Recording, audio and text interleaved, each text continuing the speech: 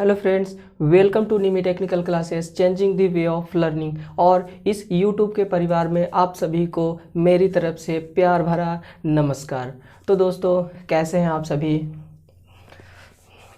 तो फ्रेंड्स, आज मैं आपके लिए लेकर आया हूँ डिजिटल इलेक्ट्रॉनिक्स का पार्ट नंबर 5th।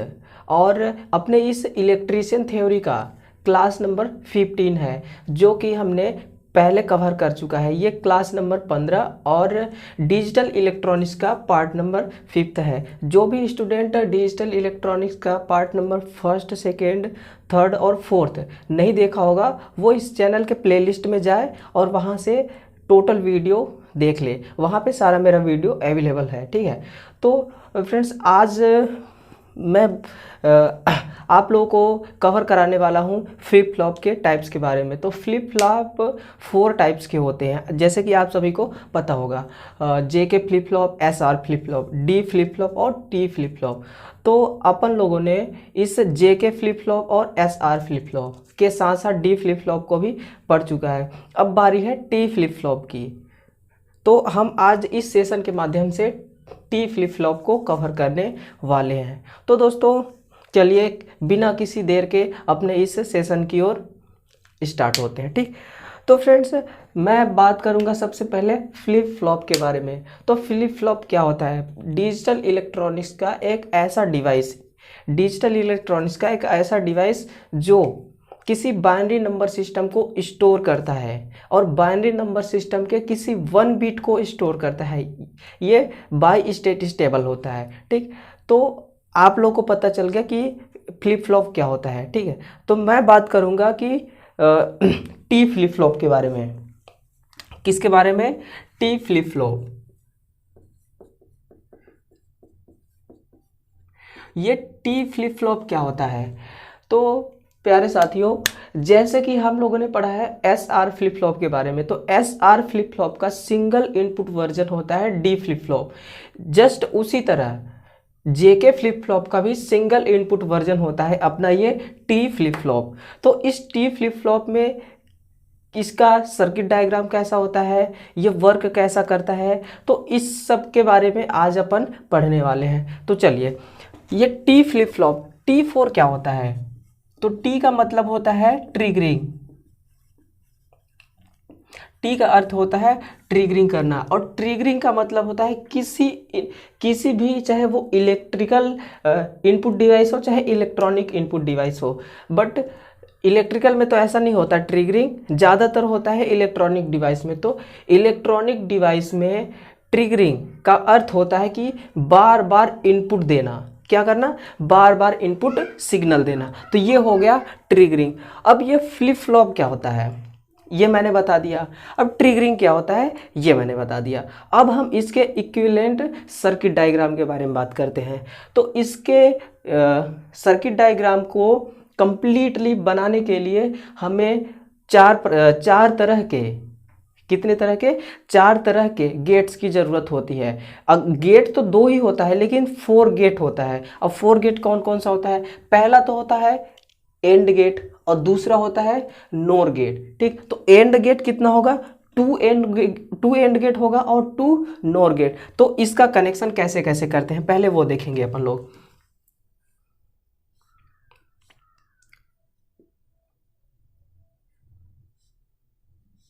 ये तो हो गया हमारा एंड गेट, और ये हो गया अपना नोर गेट। अब इस एंड गेट और इस नोर गेट का कनेक्शन कैसे कैसे करेंगे हम? ध्यान देना, ये क्या होता है? मैंने बताया था आपको कि JK फ्लिप फ्लॉप का सिंगल इनपुट वर्जन होता है T फ्लिप फ्लॉप। यानी कि T फ्लिप फ्लॉप में केवल और केवल एक इनपुट होगा। कितना होगा? एक इनपुट होगा। तो हम इस सर्किट डायग्राम को इस तरह से डिजाइन करेंगे, इस तरह से इसको बनाएंगे कि इसका इनपुट केवल और केवल एक ही होना चाहिए। तो चलिए इसका हम कनेक्शन करते हैं कैसे कैसे होगा। तो ये जो हमारा एंड गेट होता है, इस एंड गेट के दो टर्मिनल को आपस में शॉर्ट कर देते हैं। शॉर्ट करने के बाद यहाँ से क्लॉक्ड पल्स देने के लिए एक टर्मिनल निकाल देते हैं। ये क्लॉक्ड क्या होता है? अपना पल्स होता है। ये अपना पल्स होता है, ठीक। अब दूसरा इनपुट, एंड गेट का दूसरा इनपुट हम कहाँ देंगे, यहाँ से हमारा आउटपुट निकलेगा, ध्यान देना। हम नोर गेट के आउटपुट में कनेक्ट कर देंगे, नोर गेट के आउटपुट में कनेक्ट कर दिए। जस्ट इसी तरह इसका भी इनपुट नोर गेट के आउटपुट में कनेक्ट करना है हमें, ये हो गया कनेक्ट। अब हम बात करेंगे कि इसमें से एक ऐसा इनपुट टर्मिनल निकालना है, एक इस तरह का इनपुट टर्मिनल निकालना है। केवल एक इनपुट टर्मिनल की हमें ज़रूरत है इसमें ना, तो इस तरह से इसका कनेक्शन करेंगे कि केवल एक ही इनपुट टर्मिनल होना चाहिए, ठीक। तो चलिए देखते हैं।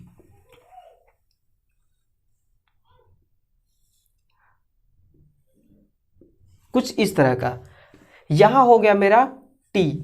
टी क्या होता है, ट्रिगरिंग, टी फॉर ट्रिगरिंग। यहीं से हम इनपुट देंगे इस सर्किट को। अब जो एंड गेट से जो हमारा आउटपुट निकलेगा, क्या निकलेगा, एंड गेट से जो हमारा आउटपुट निकलेगा उसको हम दे देंगे इस नोर गेट को, इस नोर गेट को दे दिए, ठीक है। तो यहां से हो गया हमारा ये सर्किट कंप्लीट, और इसको दे देंगे ऐसा है। ये तो हो गया एंड गेट का एंड गेट से जो आउटपुट निकल रहा है वो किसका इनपुट बन रहा है, वो इनपुट बन रहा है नोर गेट का, ठीक। तो नोर गेट में दो इनपुट होता है, तो दूसरा इनपुट कहां से मिलेगा, दूसरा इनपुट मुझे यहां से देना पड़ेगा कुछ इस तरह से, और इसी तरह इसको भी एक इनपुट देना पड़ेगा यहां से ऐसे। ये तो हो गया इसका इक्विवेलेंट डायग्राम। यहाँ होता है Q और Q बार, इसमें एक इनपुट और एक ही आउटपुट होता है, बट यहाँ पे दो आउटपुट लिखा हुआ है, लेकिन हमें ये जो हमारा पहला वाला आउटपुट होता है ये आउटपुट हमें नहीं मिलता इसमें, ठीक है। ये क्या है, चलिए Q, इसको मैं लिख देता हूँ Qn+1। ये होता है हमारा करंट स्टेट, ये होता है करंट स्टेट आउटपुट, और ये होता है हमारा नेक्स्ट स्टेट आउटपुट। तो करंट स्टेट आउटपुट हमें इसमें नहीं मिलता टी फ्लिप फ्लॉप में, हमें मिलता है नेक्स्ट स्टेट आउटपुट। तो चलिए कैसे देते हैं इसको इनपुट और कैसा मिलता है ये आउटपुट, इसका ट्रूथ टेबल से हमें पता चलेगा। तो ट्रूथ टेबल हम यहां बनाते हैं।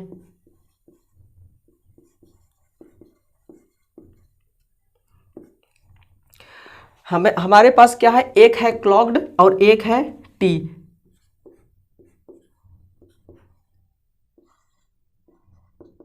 हमें यहां आउटपुट करंट स्टेट में नहीं मिलता, इसलिए हम यहां पे इस पे ट्रूथ टेबल पे इस करंट आउटपुट को भी शो नहीं करेंगे, ठीक। तो चलिए अब हम इसको देते हैं सबसे पहले क्लॉक्ड पल्स। अगर हम क्लॉक्ड पल्स ना दें तो किस तरह से ये व्यवहार करेगा, आउटपुट हमें कैसा देगा, पहले उसको देखेंगे। चलिए यहाँ पे हम क्लॉक्ड क्या करते हैं, क्लॉक्ड को ऑफ करते हैं।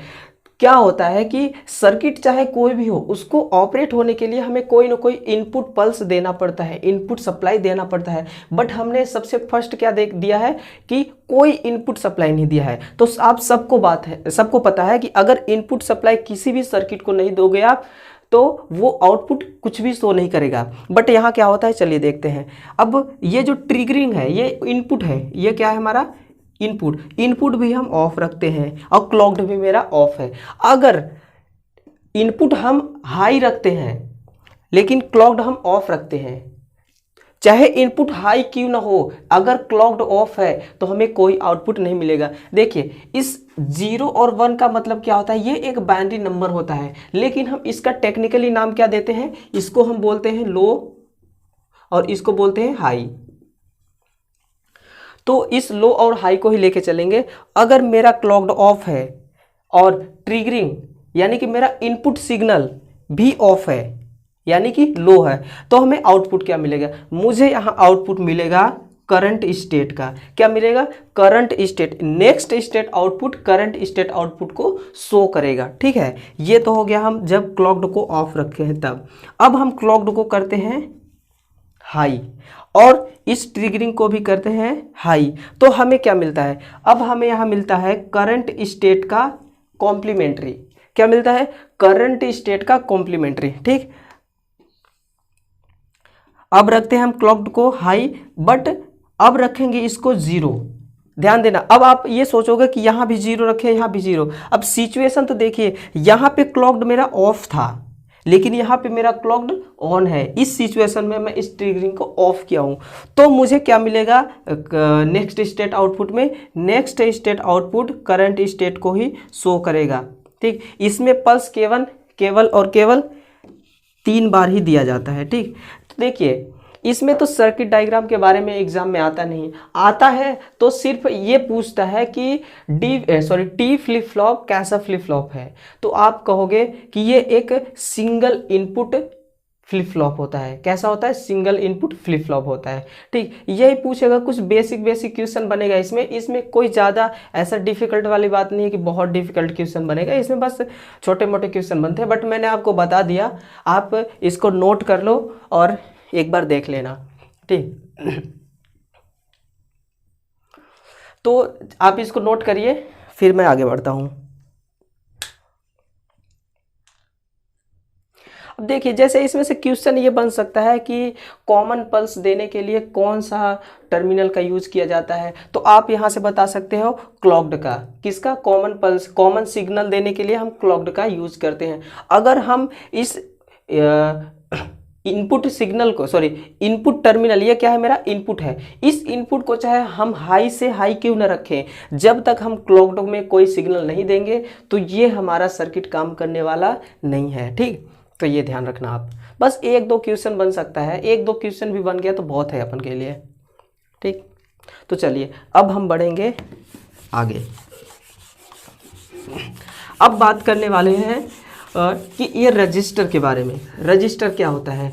तो देखना, रजिस्टर एक इलेक्ट्रिकल सर्किट में भी होता है। ठीक, और एक होता है हमारा डिजिटल इलेक्ट्रॉनिक्स में। हम डिजिटल इलेक्ट्रॉनिक्स पढ़ रहे हैं, तो देखिए रजिस्टर हमें यहाँ भी पढ़ने को मिल गया, तो कुछ ना कुछ तो डिफरेंस होगा। रजिस्टर वहाँ क्या करता है? करंट को फ्लो होने में रुकावट पैदा करता है, लेकिन रजिस्टर यहाँ करंट को फ्लो होने में रुकावट पैदा नहीं करेगा। यहाँ इसका काम कुछ अलग है। तो हम रजिस्टर के बारे में देखते हैं कि क्या होता है रजिस्टर। रजिस्टर क्या होता है? ठीक है, इस रजिस्टर के बारे में देखते हैं।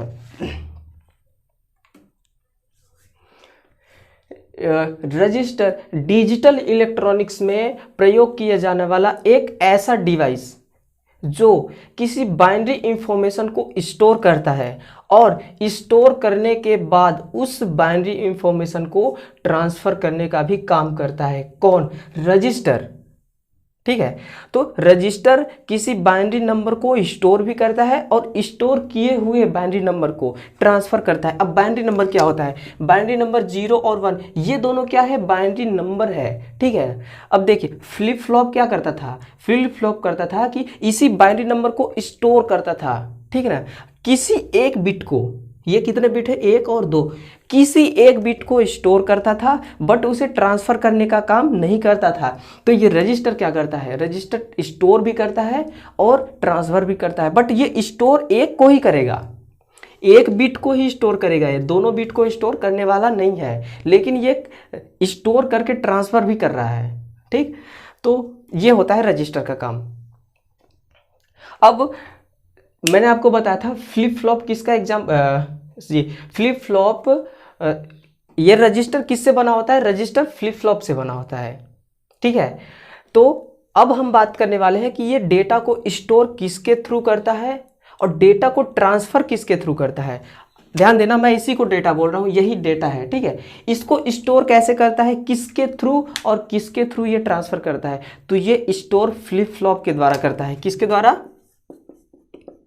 ये स्टोर फ्लिप फ्लॉप के द्वारा करता है। और इस डेटा को ट्रांसफर किसके द्वारा करता है? बताइए, इस डेटा को ट्रांसफर किसके द्वारा करता है? ठीक, तो ये ट्रांसफर तो फ्लिप फ्लॉप के द्वारा तो ये स्टोर करता है। ठीक है, और ये ट्रांसफर करता है क्लॉक्ड पल्स की सहायता से। किसकी सहायता से? Clogged pulse. तो ये क्लॉक्ड पल्स की सहायता से डेटा को ट्रांसफर करता है और फ्लिप फ्लॉप की सहायता से ये स्टोर करता है। तो यहाँ से क्वेश्चन बन सकता है, आप इस चीज़ को नोट करना, यहाँ से क्वेश्चन बन सकता है, ठीक है, कि रजिस्टर सबसे पहले तो पूछ देगा कि ऐसा कौन सा डिवाइस है जो किसी बाइनरी इंफॉर्मेशन को स्टोर भी करता है और ट्रांसफर भी करता है, तो आप कहना ये रजिस्टर का काम है। और रजिस्टर किससे मिलके बना होता है, तो आप कहना फ्लिप फ्लॉप से मिलके बना होता है। रजिस्टर डेटा को स्टोर किसके माध्यम से करता है, फ्लिप फ्लॉप के माध्यम से, और ट्रांसफर किसके माध्यम से करता है, तो क्लॉक्ड के माध्यम से, क्लॉक्ड पल्स के माध्यम से, ठीक है। जहां तक तो किसी को कोई दिक्कत नहीं आना चाहिए मेरे हिसाब से।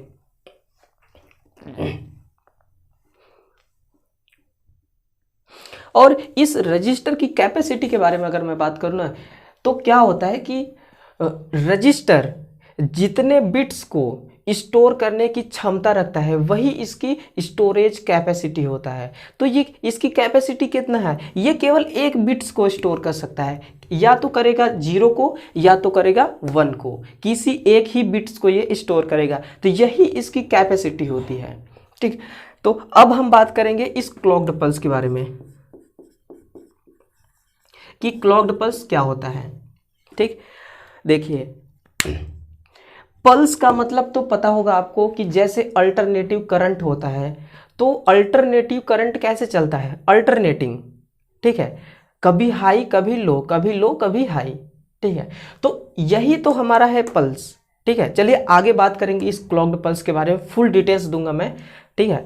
तो ये हो गया क्लॉक्ड पल्स। अब ये जो क्लॉक्ड पल्स होता है, तो ये क्लॉक्ड पल्स क्या करता है, इसकी फ्रीक्वेंसी क्या होती है, ये क्लॉक्ड पल्स एक फ्रीक्वेंसी ही तो होती है। जैसे मैंने अभी आपको बताया कि क्लॉक्ड पल्स एक अल्टरनेटिव फ्रीक्वेंसी की तरह चलती है, ये क्या है, एक अल्टरनेटिव फ्रीक्वेंसी। इस फ्रीक्वेंसी का आकार कैसा है, पेंडुलाकार, ठीक है। तो पेंडुलाकार आकार की ये जो पल्स चल रहा है, यही तो हमारा क्लॉक्ड पल्स होता है, ठीक। तो इसकी फ्रीक्वेंसी का रेंज क्या होता है, ये एक ध्यान देने वाली बात है कि इस क्लॉक्ड पल्स की फ्रीक्वेंसी का रेंज क्या होता है। तो इसकी फ्रीक्वेंसी का रेंज होता है मेगाहर्ट्ज में। किस में होता है, मेगाहर्ट्ज में। तो चलिए मैं इस फ्रीक्वेंसी के बारे में आपको कुछ और बातें बता देता हूं कि फ्रीक्वेंसी, देखिए फ्रीक्वेंसी, डिजिटल इलेक्ट्रॉनिक्स पढ़ रहे हैं अपन लोग, और डिजिटल इलेक्ट्रॉनिक्स में फ्रीक्वेंसी हमेशा हाई रेंज की होती है, मेगाहर्ट्ज, गीगाहर्ट्ज, टेराहर्ट्ज। तो हम देखते हैं कि कितने कितने रेटिंग के फ्रीक्वेंसी होती है। तो ये जो रजिस्टर होता है ना, ये सॉरी, इस रजिस्टर में जो क्लॉक्ड पल्स होता है, इस क्लॉक्ड पल्स की फ्रीक्वेंसी का रेंज होता है मेगाहर्ट्ज में। तो हम इस स्टार्टिंग से देखते हैं, जैसे कि 1 हर्ट्ज बराबर, 1 हर्ट्ज बराबर कितना होता है, 1 हर्ट्ज बराबर 1 हर्ट्ज फ्रीक्वेंसी, सिंपल। और 1 किलो हर्ट्ज, 1 किलो हर्ट्ज बराबर कितना होता है, तो 1000 हर्ट्ज, 1000 हर्ट्ज फ्रीक्वेंसी। और मैं बात करूं अगर 1 मेगा हर्ट्ज की, कि 1 मेगा हर्ट्ज बराबर कितना होता है, तो 1 मेगा हर्ट्ज बराबर 10 लाख फ्रीक्वेंसी। कितना होता है, 10 लाख, ठीक है। कितना होता है, 10 लाख हर्ट्ज फ्रीक्वेंसी। और 1 गीगा हर्ट्ज फ्रीक्वेंसी बराबर कितना होगा, 1 गीगा हर्ट्ज फ्रीक्वेंसी बराबर होता है 1 अरब फ्रीक्वेंसी। कितना, 1 अरब, 1 अरब फ्रीक्वेंसी बहुत ज्यादा होता है।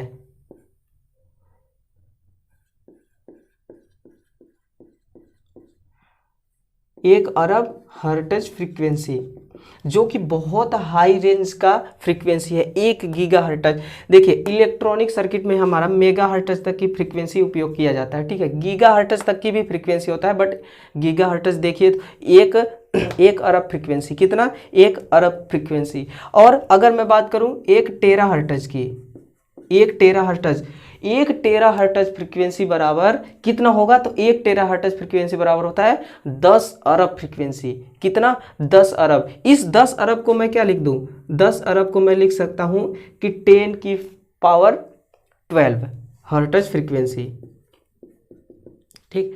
तो ये तो हो गया फ्रीक्वेंसी का रेंज, ठीक है।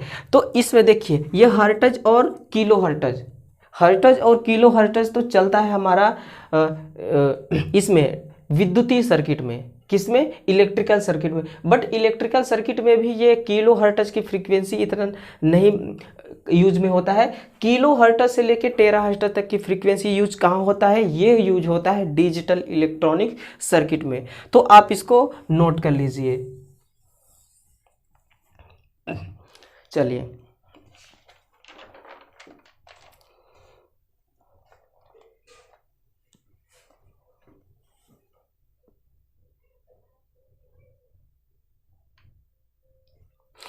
ये तो हो गया। अब आगे बढ़ते हैं। अब हम पढ़ेंगे काउंटर के बारे में। ये तो हमने देख लिया रजिस्टर। रजिस्टर क्या करता है, रजिस्टर किस चीज़ से मिलकर बना होता है, कैसा काम करता है, हमने देख लिया। अब हम पढ़ेंगे काउंटर के बारे में। किसके बारे में? काउंटर। ये काउंटर क्या होता है? काउंटर का मतलब होता है गणना करना। क्या करना? गणना करना, कैलकुलेटिंग करना। ठीक है, तो काउंटर डिजिटल इलेक्ट्रॉनिक्स में अपना एक बहुत बड़ा रोल प्ले करता है। काउंटर क्या करता है? एक ऐसा सर्किट है जो डिजिटल इलेक्ट्रॉनिक्स में बहुत बड़ा रोल प्ले करता है। और काउंटर की बात करूं मैं तो काउंटर का मुख्य काम होता है गणना करना। किसका? पल्स का। काउंटर का कार्य क्या होता है? पल्स का गणना करना।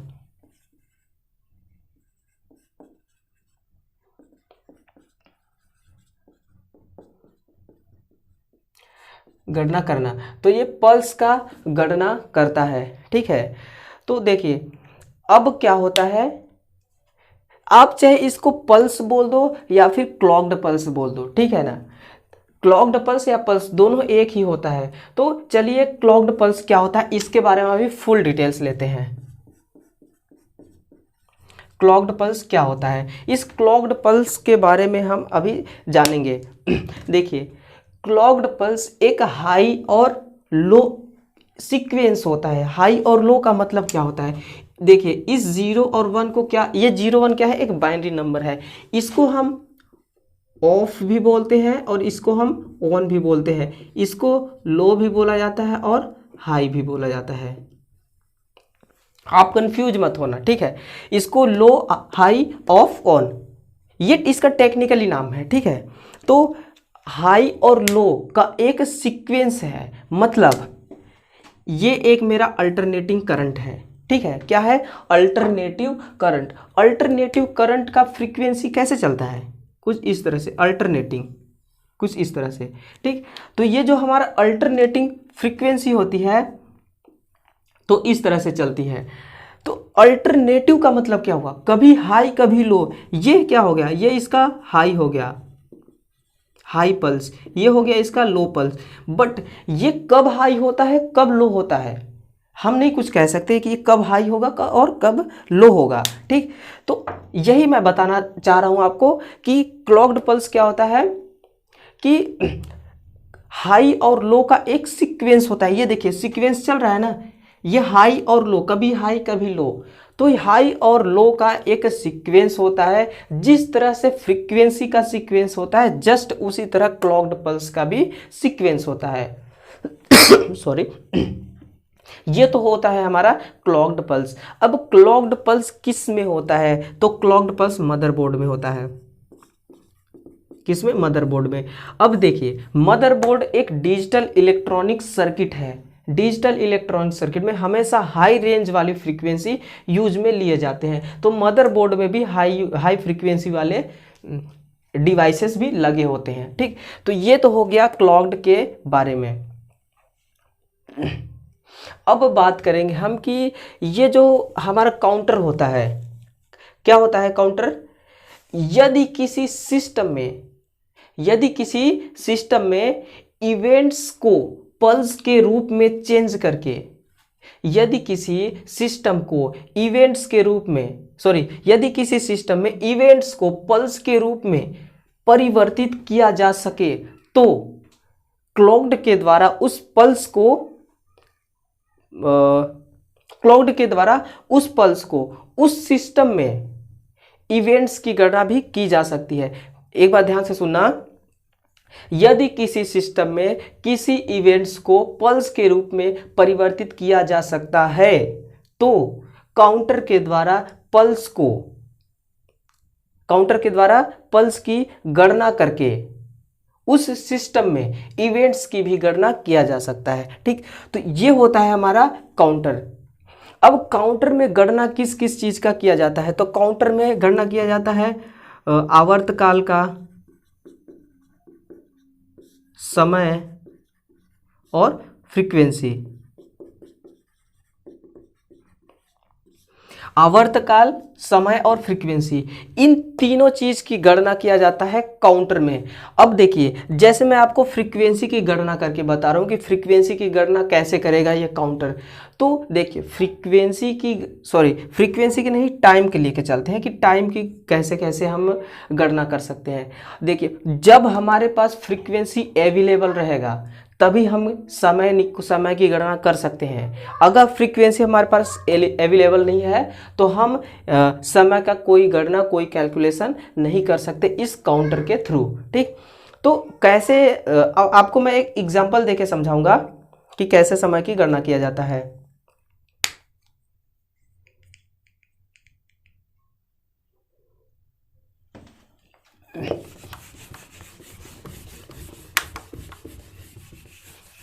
अब देखिए एग्जाम्पल समझिए ध्यान से।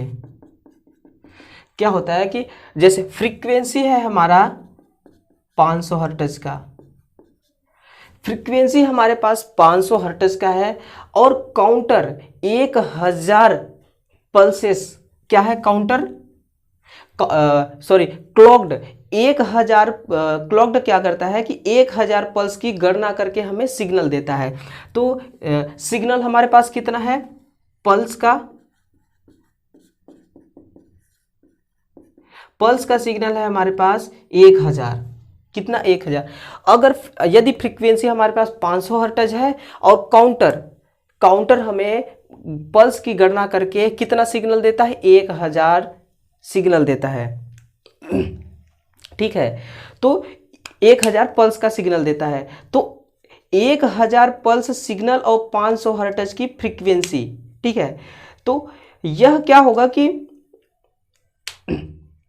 काउंटिंग करने में, इस पल्स की काउंटिंग करने में और आउटपुट में सिग्नल प्राप्त करने के लिए कितना समय लगेगा, ये हमें गणना करना है। हम समय गणना कर रहे हैं। यदि हमारे पास 500 हर्ट्ज की फ्रीक्वेंसी है और काउंटर पल्स की गणना करके सिग्नल कितना दे रहा है, 1000 पल्सेस। पल्स का सिग्नल कितना है, 1000 पल्सेस। 1000 पल्सेस का सिग्नल है हमारे पास। तो इस सिग्नल को आउटपुट में प्रोवाइड कराने के लिए कितना समय लगेगा, तो हमें क्या ज्ञात करना है, समय। एक फार्मूला होता है,